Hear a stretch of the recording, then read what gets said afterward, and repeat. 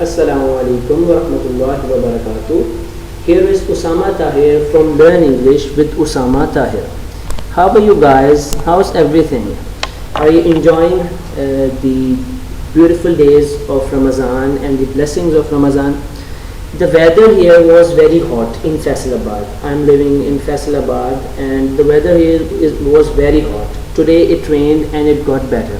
And let me know about the weather at your place, in your city and whatever or wherever you're living. Okay guys, I want to share something with you.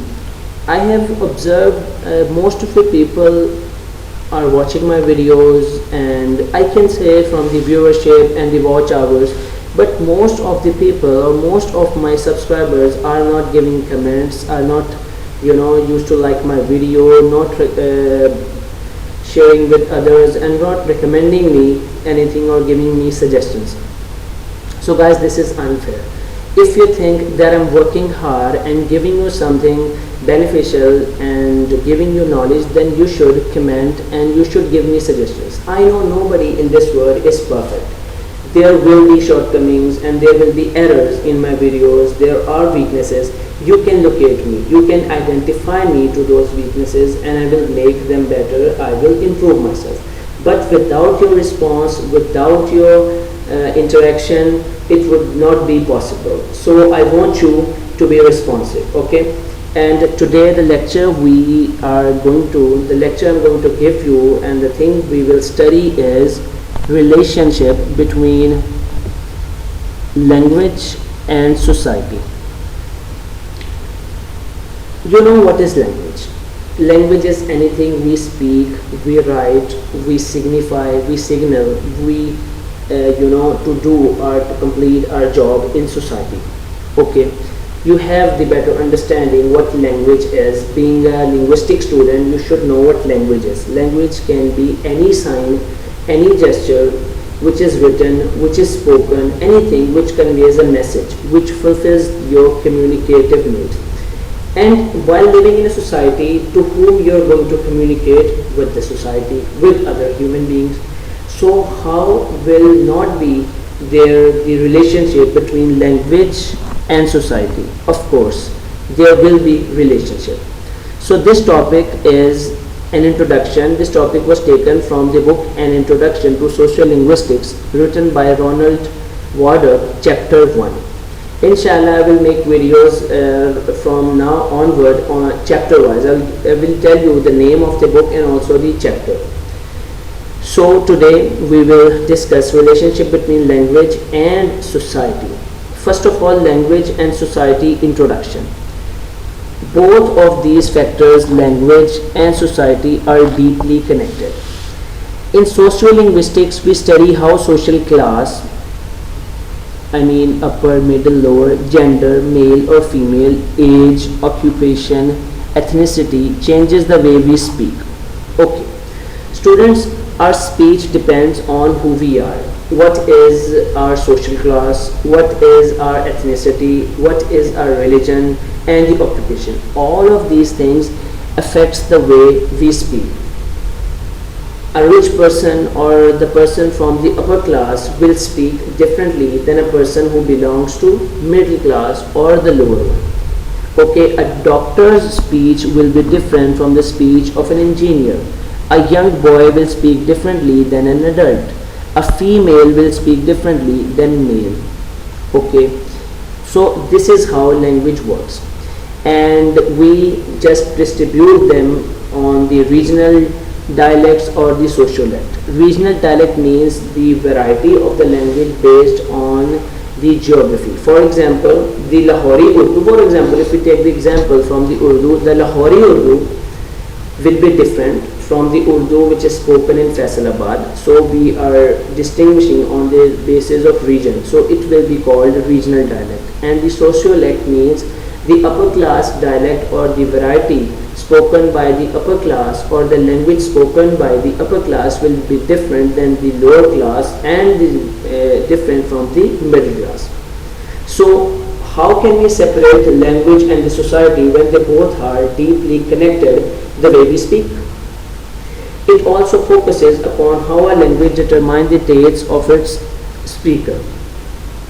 A language determines the taste of its speaker. If a language has more words about the sexuality, its speakers would be sexual. If the language has more words about denoting the inferiority of the women, or you can say the sexist language, the speaker of it will be sexist. And if the language has more words about love, affection, and the speaker would be lovely. So this is how language affects the mindsets of the speakers. For example, sexist language. Sexist language is language that excludes either men or women when discussing a topic that is applicable to both sexes. The ignorance of one specific, you can say, gender in a language, then we can say the language is sexist. If it's happening in a language, that language will be sexist. This includes using the word man to refer to humanity. Now English is considered to be a sexist language because you say man to refer to humanity. Okay, you exclude the women, and using title like congressman and fireman for the general use and not the firewomen or the congresswomen. Now in advanced English we are introducing with the new words like, instead of chairman you have chairperson, or the neutral gender words. But in previous days or in the old English, we have words which ends with man, or the man for overall man and women. So in this way, it shapes the way of the speaker to be sexist. They think that women are killed and neglected, women are less superior or inferior than men. So this phenomena affects its speakers, and they also start ignoring or feeling women to be less superior because their language is supporting that idea. Next is real life example. Consider why Intu tribes have a vast number of words for snow and its different states, for more than we do in the West, because they give more importance, so they have more words in their language. So in this way, the society is affecting the language they speak. So that the relationship will be bidirectional. The society will affect the language, and the language will affect the society. We will discuss it later on in this video lecture. Stay with me. Consider Urdu language has specific words for every relation. Okay, you have Urdu language and you have English language, and you are doing a comparison on the vocabulary based on relations. For example, Urdu is rich in relations vocabulary. For example, you have specific words like chacha, puppa, taya, mamu, hala. Okay, you have specific words for each and every relationship. However, in English we only have words like uncle, aunt and cousin. Uncle can be puppa, uncle can be taya, uncle can be chachu, uncle can be mamu, and aunt can be khala, puppo, tayama, whatever. So yet in Urdu we have specific words like nana, nani, dada, dadi. Depicts our cultural differences from West. But in English we have grandmother and grandfather. We have no distinctive words like nana and dada, dadi and dada. I mean, we don't have separate words. We have grandmother for dada and nana, and we have grandmother for nani and dadi. So in this way, Urdu is more rich because we used to give more importance to the blood relations, to other relations, to the social structures and to the family structures than West. So this is what we can say in the language as well. So in this way, society or the social structure is influencing the linguistic behavior or the language of that society. How interesting is that? You can, if you see the language, you will observe the society. If you observe the society, you can observe the language. They are interrelated, they are interlinked with each other. Stages of love. We have multiple stages of love in Urdu language, which shows our love for love, which shows our love for the feeling of love. For example, hub, attraction, uns, infatuation, ishq, love, aqidat, trust, ibadat, worship, junoon, madness, followed by maut, death. So we have stages of love in Urdu which shows our interest with the love. We don't have such stages or such type of over 7 stages in any other language. So which shows the Urdu has great taste with the literature, literary beauty and with love. Possible relationship between language and society. There could be four possible relationships between language and between a society. Social structure influences the linguistic structure. The social structure influences the linguistic structure. Linguistic behavior or structure influences the social structure or social mindset. Bidirectional, both influences each other simultaneously. No relationship at all between language structure and social structure. Don't worry, we will define them and explain them in detail one by one. First one is social structure influences the linguistic structure. So the social structure that your society influences your language. Social structure, for example, ethnicity, gender, age, occupation, religion, region influences the way we speak language in form of different dialects based on regions, social classes and age. So yes, this is true, that social structure, that from which social group you are, your gender, your age, your religion, your region influences the way you speak, which dialect would be spoken by you, which regional dialect, which social dialect. All of these things are depending on your social structure, means your ethnicity, your gender, your age, your occupation, your religion, your region. Ethnicity based language is African. For example, I have examples from different social structures. Ethnicity based language is African American vernacular English. This English is language of middle class working Africans, language of black. So this language is based on ethnicity, on the ethnic which is connected to a specific ethnic group. Gender-based vocabulary, like pretty for women. We have gender-based vocabulary, like we use pretty for women and handsome for men. We can interchange them, but normally in English language we associate pretty with the female gender and handsome with the male. And use of standard and correct language by most of females. So this is normal that women show more concern with the correct language and with the standardized language, as well as tag. They use more tag questions, use of empty adjectives like divine, lovely, adorable. Empty adjectives are the adjectives which adds no meaning to the nouns they attach. They just give the feeling of pleasure, or the good feeling is given by using these empty adjectives, and they're mostly used by women. So in this way, social structure is influencing your linguistic structure. Occupation, for example, a medical scholar would speak differently than an engineer. Both of the people from both different fields, from both of these fields would speak differently. Their structure can be different, their vocabulary can be different, and their pronunciation and their different structures would be different. So in this way, for example, the London working class, the occupational group, they would speak differently from the upper class, and the upper class would try to use the standardized structures and the correct grammar. On the other hand, the lower class people, or doing the hard work, or the labor group, would speak the lower variety or the local variety. So in this way they put influence. Region and language, like Arabic is sacred for Muslims around the world, and Sanskrit is the primary sacred language of Hinduism and has been used as philosophical language in the religion of Hinduism, Buddhism and Jainism. So in this way, language associated with the religion, and this is how its structure is affected. Linguistic behavior or structure influences the social structure or social mindset.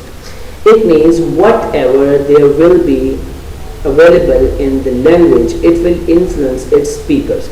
If a language has more words about snow, the speakers will have more knowledge about different phases of snow. If the language has more words about love, the speaker will have more knowledge about love. If the speaker has no vocabulary term for the specific thing, they will have no idea of that object in the life.